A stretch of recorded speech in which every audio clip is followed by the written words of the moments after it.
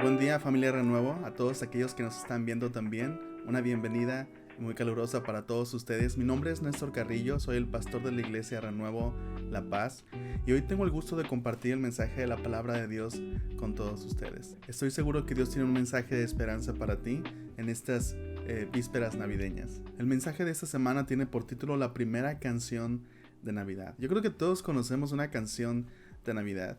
Y esta semana estaba viendo algunas canciones y me topé con una canción que creo que es la canción más creepy, que es la canción más rara acerca de la Navidad, acerca de Santa Claus. Esta canción se llama Santa Claus llegó a la ciudad. Estoy seguro que muchos de ustedes la han escuchado, la canta el salmista Luis Miguel.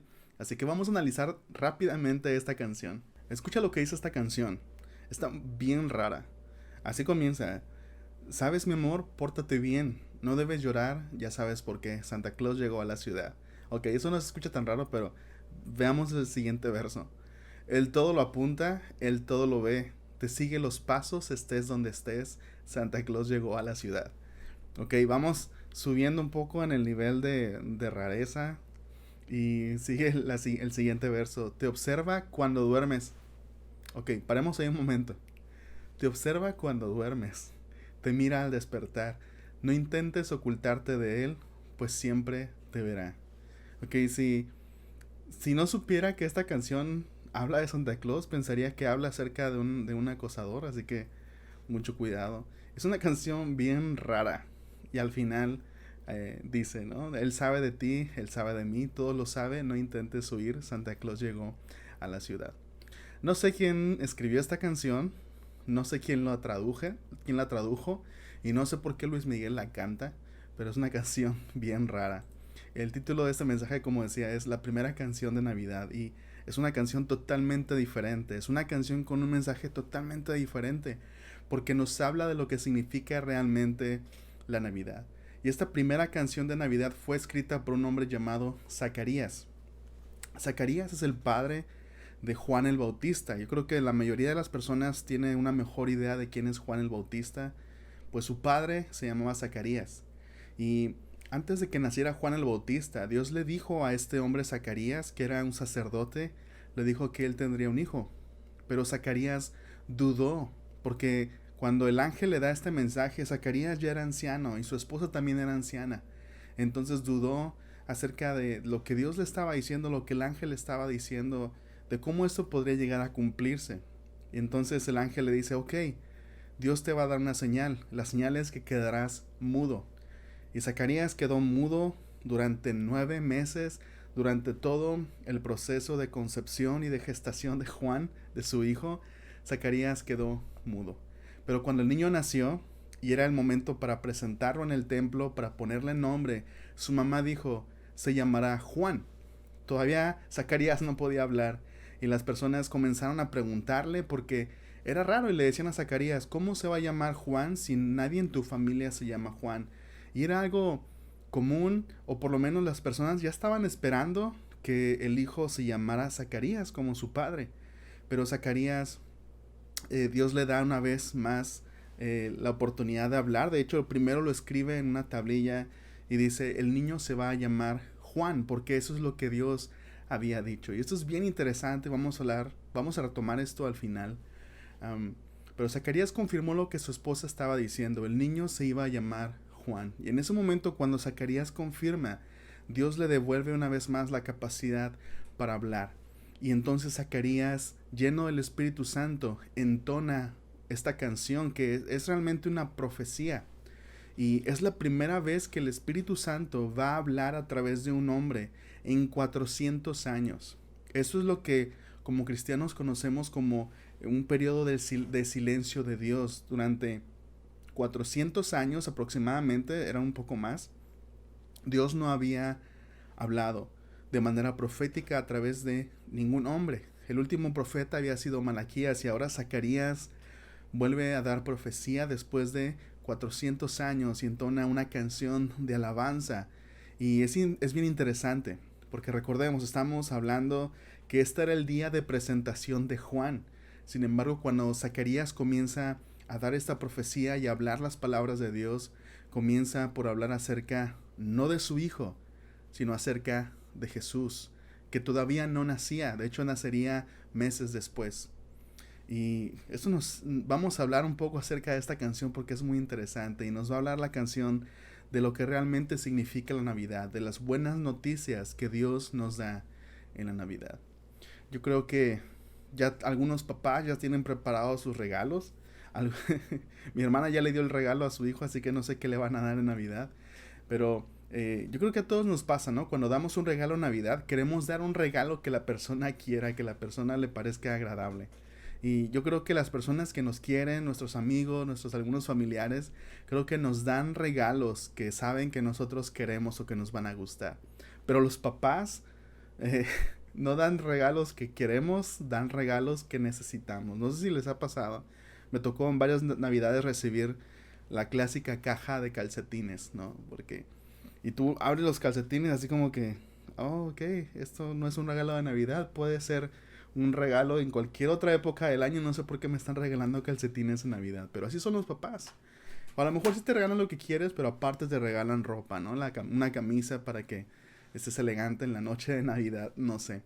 Pero por lo general, los papás dan regalos que los hijos necesitan. Y de esta misma manera Dios, cuando envió a Jesús al mundo, cuando nos regaló a Jesús, Dios nos estaba regalando un regalo que nosotros como humanidad necesitábamos. Y es lo que vamos a ver hoy. La primera cosa que vamos a ver es que Dios entró en nuestra historia. Dios entró en nuestra historia. Y Zacarías comienza así su canción. Lo vamos a leer en Lucas capítulo 1, versículos del 67 al 68. Entonces su padre Zacarías se llenó del Espíritu Santo y dio la siguiente profecía. Alaben al Señor, el Dios de Israel, porque ha visitado y redimido a su pueblo. Y qué manera tan asombrosa de comenzar esta alabanza, porque él dice, alaben al Señor, es una invitación para alabar a Dios. Y es bien interesante, como iglesia hemos estado estudiando Éxodo los últimos meses, y el lenguaje con que comienza esta canción es un lenguaje tomado de Éxodo. Dios ha visitado y Dios ha redimido a su pueblo. Y quienes han estado siguiendo los mensajes de Éxodo están familiarizados con estos términos, de cómo Dios visita, cómo Dios redime. Pero aquí Dios no estaba visitando solamente a través de un representante, sino que estaba Dios tomando forma de ser humano en Jesús. Uno de los nombres que Jesús recibe es Emmanuel, que significa Dios con nosotros. Y esto nos enseña una de las verdades más importantes que creemos los cristianos que están en la Biblia, que Dios tomó forma de hombre en Jesús. Jesús es 100% Dios y es 100% hombre. Jesús participó plenamente de la experiencia humana. Jesús no vino al mundo como un hombre adulto. Jesús vino al mundo como un bebé indefenso. Y incluso creo, Jesús no vino al mundo solamente como un bebé, sino desde un embrión. Dios entró al mundo, Dios entró a nuestra historia, Dios se hizo parte de la creación en Jesús. El Logos, el Verbo se hizo carne y habitó entre nosotros, dice Juan en su Evangelio. Y vemos que Jesús toma forma de hombre. Y no solamente eso, sino que la Biblia nos habla bien claramente de cómo Jesús participó del sufrimiento humano.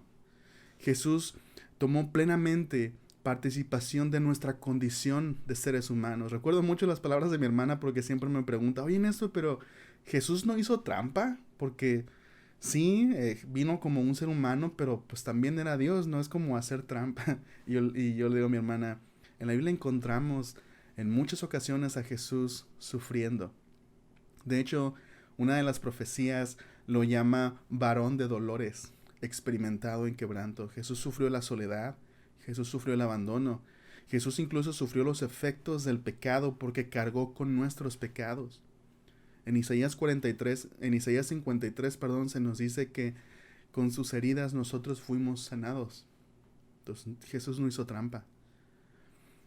Jesús participó de la experiencia humana.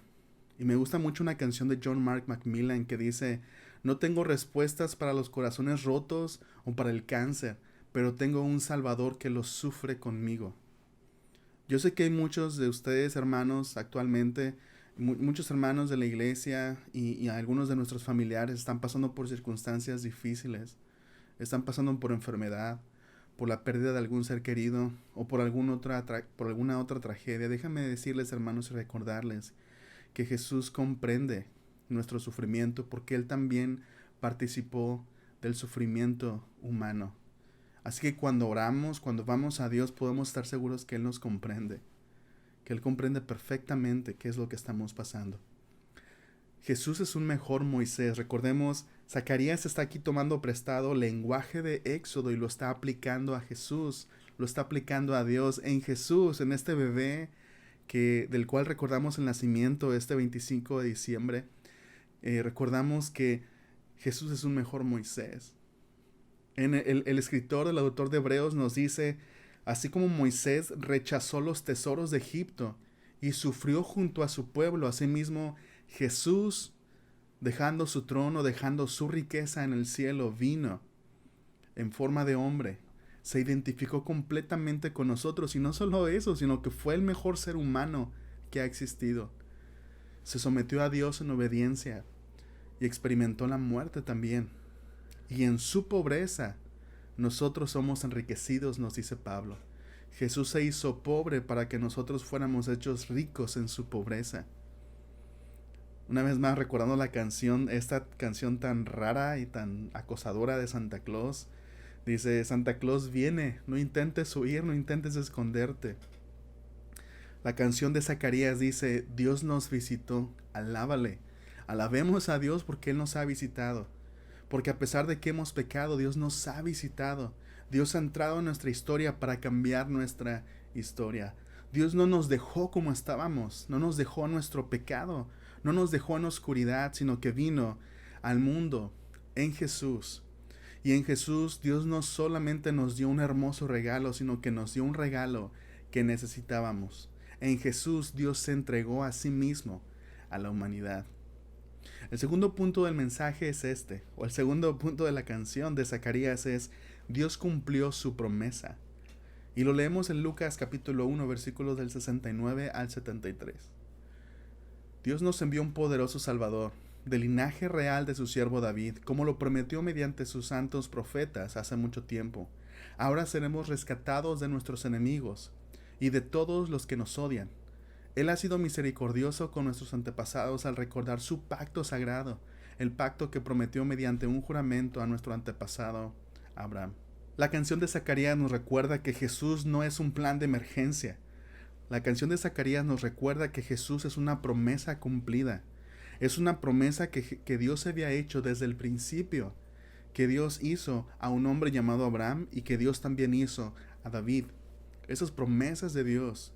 Dios le prometió a David que de su descendencia él levantaría un rey y que su reino sería un reino eterno y que sería un reino identificado por la paz. Dios también le había prometido a Abraham que engrandecería su nombre, que le daría mucha descendencia, y también le dijo que a través de él, de su descendencia, todas las familias de la tierra serían bendecidas. Así que, ¿cuál iba a ser la respuesta de Dios a estas promesas? Porque obviamente la razón por la cual Dios hizo estas promesas es porque había una necesidad en la humanidad, una necesidad de justicia, una necesidad de un rey que viniera a establecer justicia, un reino eterno de justicia para siempre. Y había también necesidad de bendición para todas las familias de la tierra, no solamente para la familia de Abraham, no solamente para los judíos. El plan de Dios desde siempre ha sido dar bendición a todas las familias de la tierra, a toda nación, a toda etnia. El regalo que Dios dio en Jesús no fue un regalo solamente para los judíos. No es que los cristianos nos hayamos apropiado de algo que era para los judíos, sino que creemos que la promesa de Dios desde el principio que Dios le hizo a Abraham, y si lees Génesis capítulo 12, de los primeros versículos, ahí tienes la promesa de Dios para Abraham. En ti serán benditas todas las familias de la tierra. Entonces, ¿cuál iba a ser esta respuesta de Dios ante el sufrimiento del mundo, ante el problema del pecado?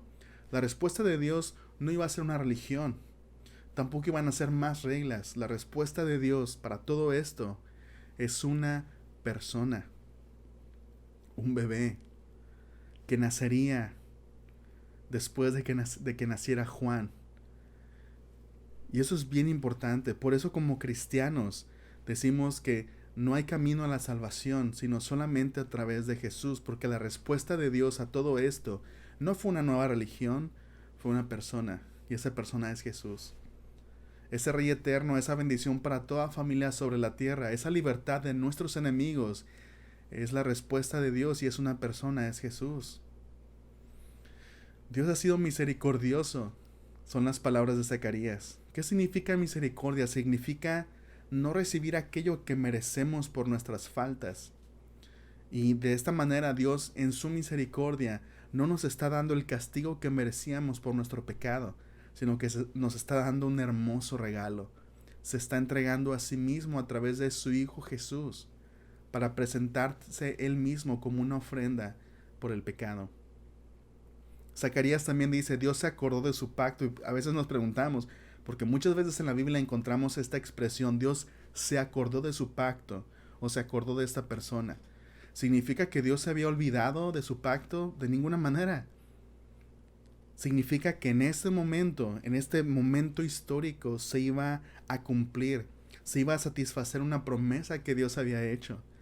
Y es bien interesante que cuando lees el Evangelio de Mateo, por ejemplo, que tienes ahí toda la genealogía de Jesús, y puedes ver a cada persona, y puedes ver en cada generación, en cada persona, en cada nombre, cómo Dios estaba cumpliendo su promesa, y que llegaría el momento en que esa línea genealógica llegaría hasta Jesús, a quien Dios había designado para ser el Salvador del mundo.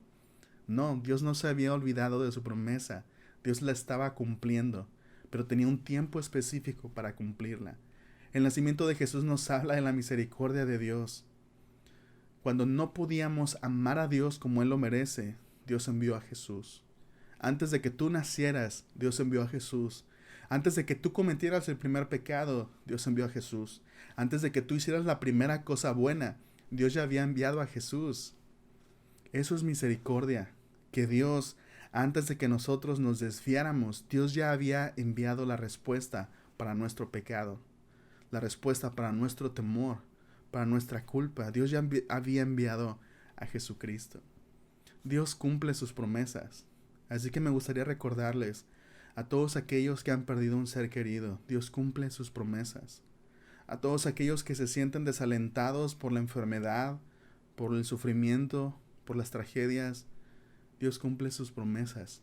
Para todos aquellos que luchan con voces que los acusan, con condenación en su corazón, voces que los hacen sentir que no son suficientes, Dios cumple sus promesas. Para todos aquellos que estamos pasando por todas estas cosas, la respuesta de Dios es Jesús, es una persona. Jesús es el cumplimiento de las promesas de Dios, y no solamente eso, sino que en Jesús esperamos que las promesas de Dios se cumplan en su plenitud. En Jesús esperamos, y en Jesús vamos a tener la respuesta. Esas promesas que se están cumpliendo y que se van a cumplir en nosotros, las esperamos en Jesús. Dios no cumple sus promesas fuera de Jesús, es en Jesús que Dios cumple sus promesas. Es una persona, es ese Jesús de quien recordamos el nacimiento en estas fechas. Otra cosa que Zacarías nos dice en su canción es que Dios nos hizo libres. Y lo dice en Lucas capítulo 1, versículos 74 al 77.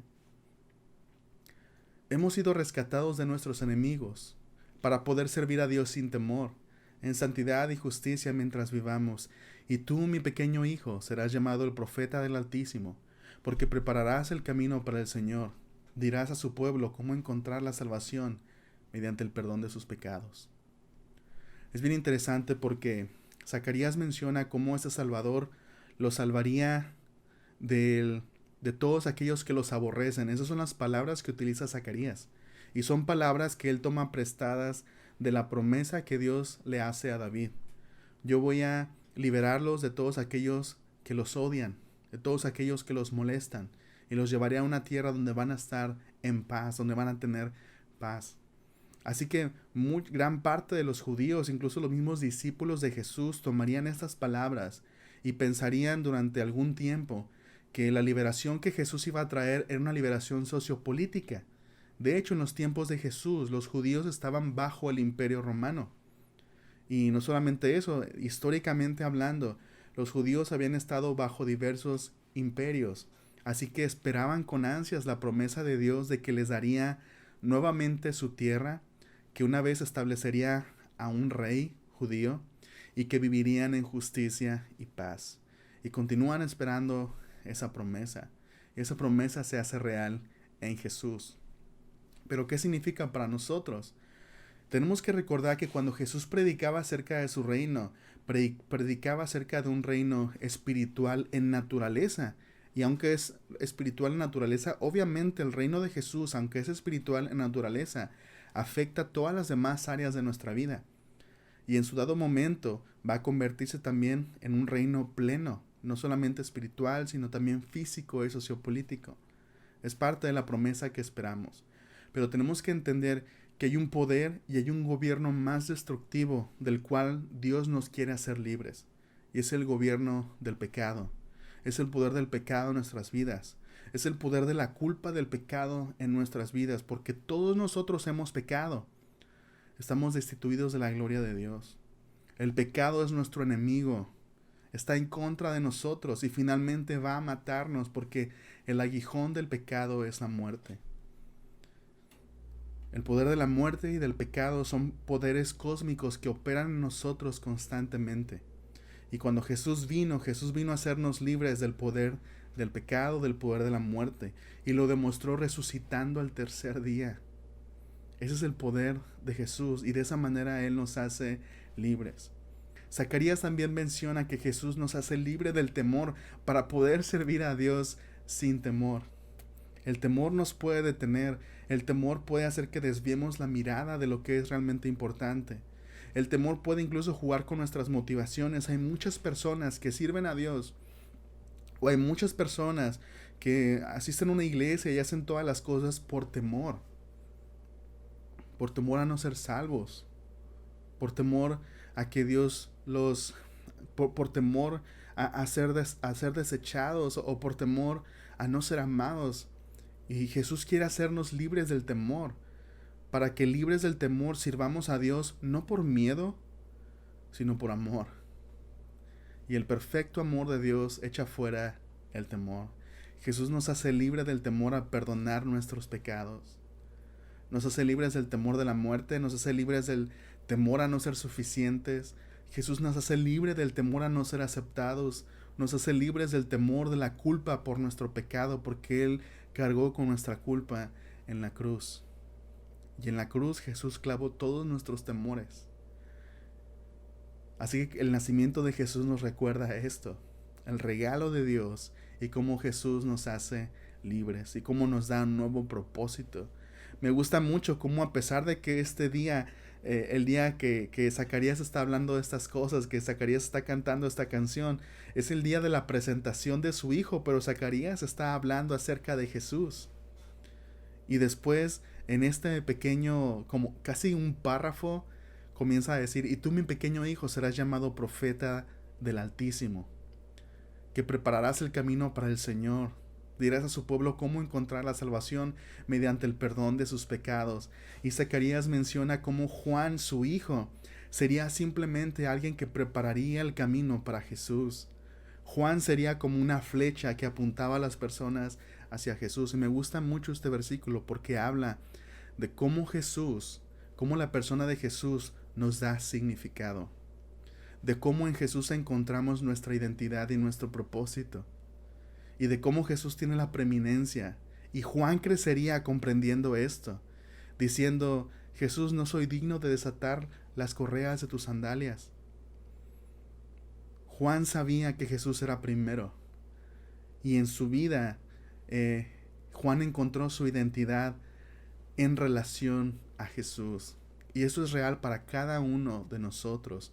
Una de las maneras en las que Jesús nos hace libres es al mostrarnos cuál es nuestra identidad. Hay muchas personas atrapadas en un ciclo donde están tratando de encontrar su identidad y nunca la encuentran realmente. Pero en Jesús encontramos nuestra verdadera identidad. Y finalmente la última parte de la canción de Zacarías es: Dios encendió una luz en la oscuridad. Dios encendió una luz en la oscuridad. Leamos Lucas 1, versículos 78 al 79. Gracias a la tierna misericordia de Dios desde el cielo, la luz matinal está a punto de brillar entre nosotros, para dar luz a los que están en oscuridad y en sombra de muerte, y para guiarnos al camino de la paz. Dios encendió una luz en la oscuridad. El nacimiento de Jesús vino a ser una pequeña llama brillando en medio de la oscuridad del pecado, en medio de la oscuridad de la muerte. Una luz comenzó a brillar. Dios entró al mundo, Dios entró a nuestra historia, y Jesús sería esa luz que brillaría. Jesús dijo en Juan 14:6, yo soy el camino, la verdad y la vida. Nadie viene al Padre sino por medio de mí. Jesús no está diciendo yo vine a darles la respuesta, no. Jesús dijo yo vine a ser la respuesta, a ser esa luz que brilla en la oscuridad. Jesús dijo yo soy la fuente de vida, yo soy el pan de vida, yo soy el agua de vida. De muchas formas Jesús enseñó, escúchenme, yo no solamente vine a darles la respuesta, yo no solamente vine a mostrarles el camino, yo vine a ser la respuesta, yo vine a ser el camino. Creo que muchos de nosotros en nuestras casas, yo no, pero yo sé que muchas familias que son más detallistas en sus casas tienen un nacimiento.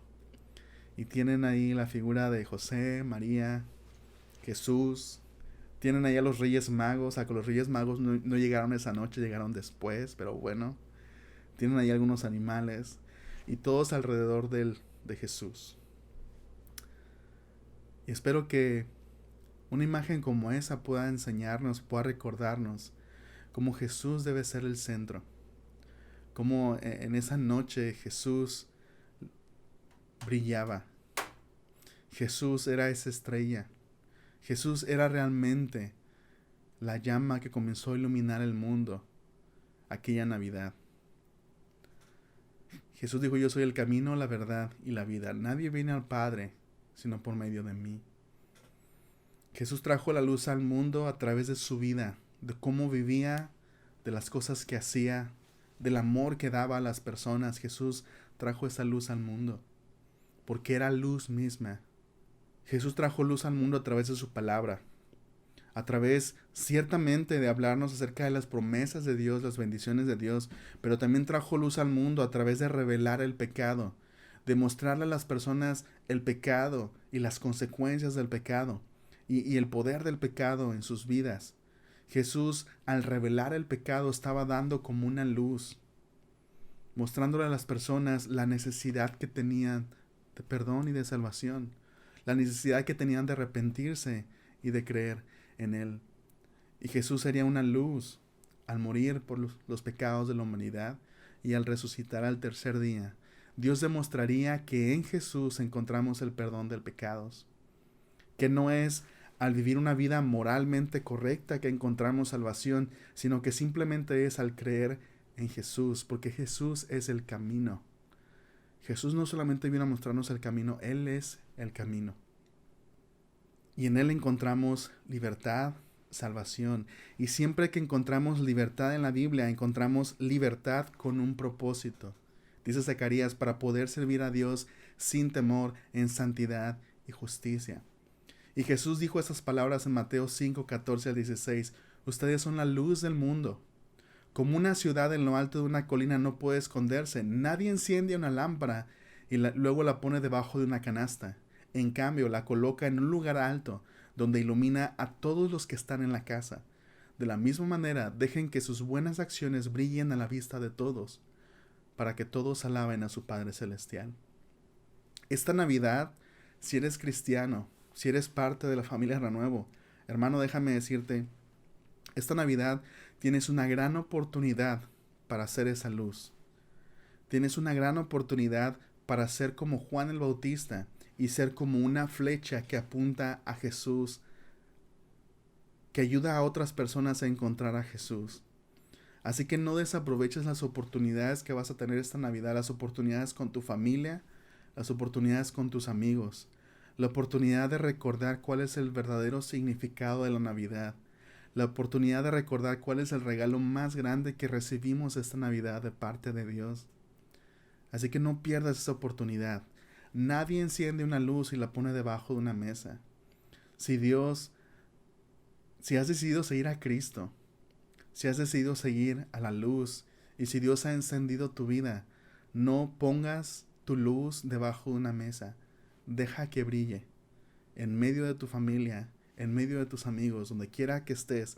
No desaproveches las oportunidades que vas a tener esta Navidad para hablar acerca del regalo tan hermoso que Dios nos dio en Jesucristo. Déjame orar por ti. Padre, te doy gracias porque tú nos recuerdas ese regalo tan hermoso. Te damos gracias porque tú te entregaste en Jesús. Tú nos visitaste. El Verbo se hizo carne y habitó entre nosotros y vimos la gloria de Dios, la gloria del Hijo de Dios. Te rogamos, Padre, que en esta Navidad, que vamos a tener tantas oportunidades para ayudar a las personas a conocerte, que no las desperdiciemos. Que nosotros mismos podamos recordar lo que significa. Y que, Padre, nos ayudes a tomar esas oportunidades y poder predicar esas buenas noticias de cómo Cristo vino a hacernos libres del temor, a darnos un propósito y a morir por nuestros pecados. Así que ayúdanos, Padre, a hacer esas luces que brillan para otros y que los apuntan hacia Jesús.